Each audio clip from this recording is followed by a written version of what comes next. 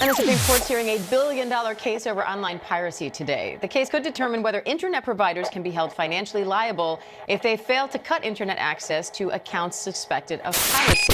But the interesting thing about piracy is that it's really hard to quantify. They've been working at it for a long time. There have been a lot of studies around it, both from the MPAA, they've come from .coms, they've come from other associations trying to figure out. We're told piracy is illegal. But here's a more uncomfortable question. What if most people weren't trying to break the rules? They were just trying to make things easier. In the early 2000s, piracy dominated the internet. BitTorrent alone accounted for a massive share of global traffic, and in music, some estimates suggested that up to 95% of downloads were illegal. For a while, it looked like piracy had simply become the default. Then something changed. Streaming services like Netflix and Spotify started to grow rapidly. Suddenly, movies, shows, and music were available instantly, on demand, and in one place. Piracy didn't disappear, but it dropped sharply. For the first time, legal options were actually competing and winning. But that trend didn't last. Today, streaming is becoming more expensive, more fragmented, and more complicated. Content is split across multiple platforms. Subscriptions are stacking, and the simple experience that once replaced piracy is starting to break down. So what actually killed piracy in the first place? And why is it starting to come back, even after billions of dollars were spent trying to stop it? In this video, we'll break down what actually caused piracy to decline, how streaming platforms reshaped user behavior, why the system is starting to reverse, and what this reveals about how digital markets really work. Let's get started. At its peak, piracy wasn't just a niche behavior. It was a dominant part of how people consumed digital media.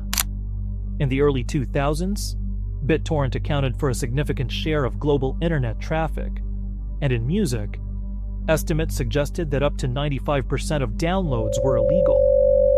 For many users, piracy wasn't the exception, it was the default. Then, around 2013, something started to shift. Piracy rates began to decline, while streaming adoption surged. Platforms like Netflix and Spotify grew rapidly, attracting millions of users who were now willing to pay for content that had previously been accessed for free. This shift didn't come from stronger enforcement or changing attitudes toward legality. It came from a better experience. Streaming offered instant access, low monthly pricing, and removed the need to download or manage files. Instead of searching for torrents or dealing with poor file quality, users could simply press play. If you compare the options, the change becomes clearer. Buying content individually was expensive. Pirating it was free, but required effort. Streaming introduced a third option, one that was both affordable and convenient. So, if streaming exists, why would anyone pirate? The answer comes down to behavior. Most users aren't trying to avoid paying. They're trying to avoid friction. If there's a service that gives you what you want instantly and at a reasonable price, you don't look for alternatives. The easier option wins. Piracy declined as streaming grew, not because it disappeared, but because it became unnecessary. And if convenience drops, it doesn't need to come back. It just needs to become useful again. If there's one consistent pattern in digital markets, it's this. User behavior tends to follow convenience more than rules. When content is easy to access, reasonably priced, and available in one place, most people are willing to pay. That was the key shift during the early years of streaming. Platforms like Netflix and Spotify didn't eliminate piracy through enforcement. They reduced friction so effectively that paying became the easier option. But that balance doesn't stay fixed. As content becomes more fragmented across multiple platforms, subscription costs increase, and access becomes more complicated, the experience starts to change. Instead of opening one app and finding everything in one place, users now have to navigate multiple services with different pricing and content libraries. At that point, the decision is no longer just about paying versus not paying. It becomes a question of effort. So it's worth asking, if watching one show requires multiple subscriptions, is that still convenient? This is where industry incentives come into play. Media companies have strong reasons to launch their own platforms, keep content exclusive, and capture more revenue directly. From a business perspective, that strategy makes sense. But when many companies follow the same approach, the experience becomes fragmented. Content gets split across platforms, users need multiple subscriptions, and the simplicity that made streaming successful starts to erode. A simple way to think about it is this. Imagine if every TV channel required its own subscription, and your favorite shows were spread across several of them. Instead of watching, you would spend more time figuring out where everything is. Convenience isn't permanent. As streaming becomes more complicated and expensive, piracy doesn't need to evolve. It just needs to become easier by comparison. These days, there are a number of copyright owners on who are frustrated with the way that system is working and frustrated with the way the law has been interpreted that does not put any affirmative obligation on the part of the sites to do anything, that these sites have grown so large they can continue to operate status quo. The Stop Online Piracy Act, or SOPA, is being driven mostly by Hollywood studios and music companies. They found it almost impossible to stop people stealing their movies and songs on services like YouTube and BitTorrent. Over time, streaming companies began adjusting their strategies to improve profitability. Prices increased, content was pulled into exclusive platforms, and more services entered the market. In the short term, these decisions made sense. Higher subscription fees increased revenue per user, exclusive content strengthened platform identity, and owning distribution gave companies more control over pricing and margins. But the long-term effects are more complicated. As more platforms compete for attention, users are now faced with subscription fatigue. Instead of paying for one or two services, many are expected to maintain several at once, just to access the content they want. At the same time, content discovery becomes more difficult. Movies and shows are no longer centralized, so users have to search across multiple platforms just to find what they're looking for. And as these subscriptions stack up, the total cost can rise quickly. A simple way to think about it is this. Imagine replacing one affordable buffet with 10 separate restaurants, each charging its own entry fee. The total variety might still be there, but the experience becomes more expensive and less convenient.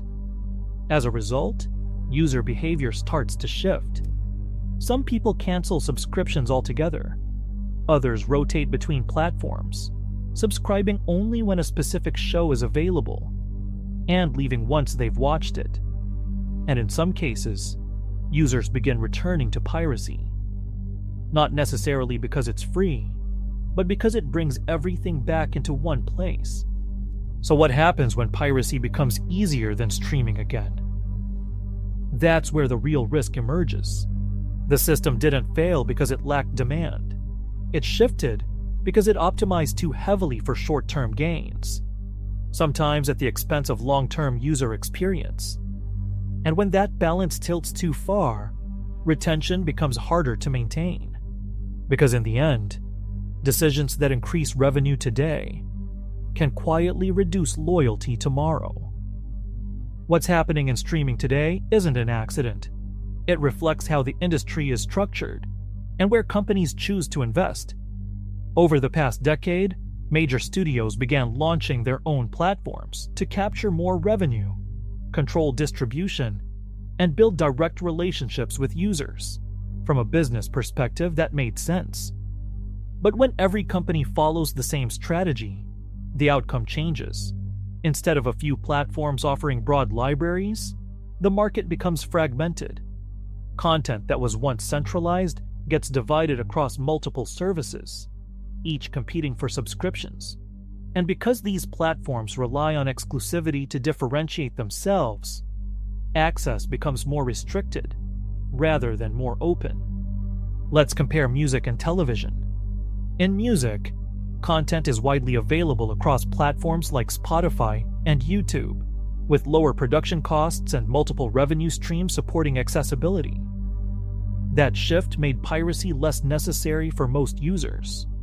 Film and television operate differently, with higher production costs and content often locked behind exclusive deals, leading platforms to compete over ownership rather than access. That difference affects behavior. In music, streaming reduced the need for piracy. In film and TV, the current structure is making piracy competitive again. The issue isn't streaming itself. When it was simple and affordable, it worked. The challenge comes from how incentives push companies toward exclusivity, even if that makes the overall experience more complicated. Keep in mind, fragmentation isn't a failure. It's how the system is designed. Now, the future of piracy doesn't depend on enforcement or new technology as much as it depends on one thing: how easy these services are to use. That means the real signals to watch aren't just legal or technical, they're behavioral. Are subscription costs continuing to rise? Is content becoming more fragmented across platforms? Are more services introducing ad-supported tiers while still charging subscription fees? And just as important, is content becoming harder to find or less consistently available? All of these changes affect the same underlying factor: user friction. So, are streaming services becoming easier or harder to use? Because that answer tends to shape behavior. When friction increases, whether through higher costs, more platforms, or a more complicated user experience, piracy starts to look more attractive by comparison. But when friction decreases and access becomes simple and affordable, piracy tends to decline on its own. That's why piracy isn't really a fixed behavior. It's a response. It adjusts based on how the system is designed and how easy it is for users to get what they want. So if you're trying to understand where things go next, it's not just about pricing or content. It's about convenience. Piracy was never truly defeated. It was outcompeted. For a time, streaming services made access so simple, affordable, and complete that most users chose the legal option without hesitation. Not because the rules changed, but because the experience did. This isn't really about legality or morality. It's about how systems are designed and how people behave within them. When legal options are cheaper, easier to use, and offer everything in one place, they naturally win. But when those same options become more expensive, more fragmented, and more complicated, the balance shifts. And when it shifts, users adapt. They look for whatever works best. Because in digital markets, people don't choose what's right. They choose what's easiest. And the easiest option usually wins, whether it's legal or not. All right, thanks for watching, and I'll see you in the next one.